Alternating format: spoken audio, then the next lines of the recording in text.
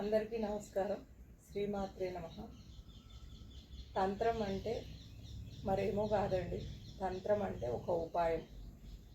ఏ సమస్య వచ్చినా ఎలా హ్యాండిల్ చేయాలనేది తంత్రం. దాంట్లో చిన్న చిన్నవి చెప్తూ ఉంటారు. అంటే తంత్రం అంటే భయపడాల్సిన అవసరం లేదు, అది ఒక ఉపాయం మాత్రమే. కానీ ఉపాయాన్ని ఎవరికి చెప్పాలి, ఎవరి దగ్గర నుంచి ఉపాయాన్ని తీసుకోవాలి అంటే, ఎవరికి చెప్పకూడదు అంటే,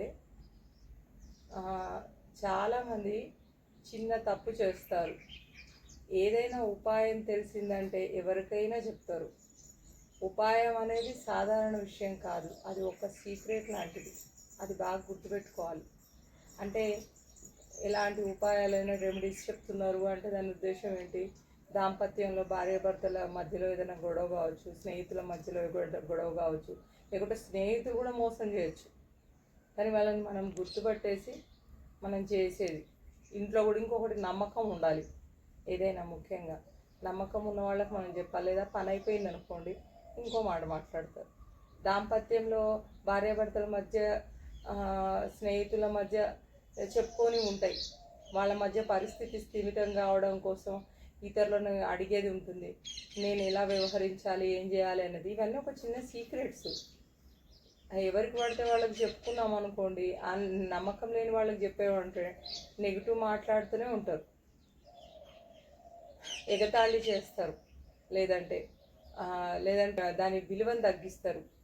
ఎలా అంటే ఏమోలే చెప్పర్లే, మా భర్తతో ఇలా వ్యవహరించాలంట, ఇల్లుని ఇలా చూసుకోవాలంట, పిల్లలతో ఇలా ఉండాలంట, లేకుంటే స్నేహితుల పట్ల ఇలా ఉండాలి. ఇవన్నీ అవసరం లేని విషయాలు. అందుకోసమే దాన్ని ఎప్పుడు సీక్రెట్గానే పెడతారు.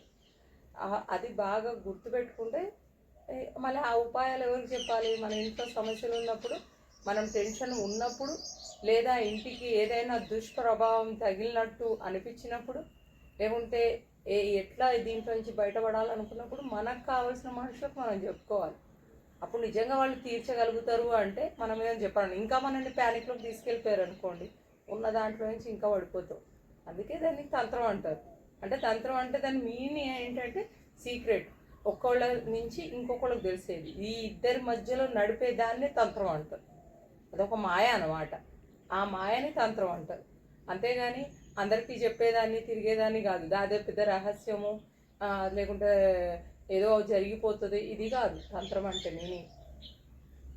ఇంకొకటి ఏంటంటే, అప్పుడు మాత్రమే ఆ ఉపాయాన్ని నిజంగా పనిచేస్తాయి.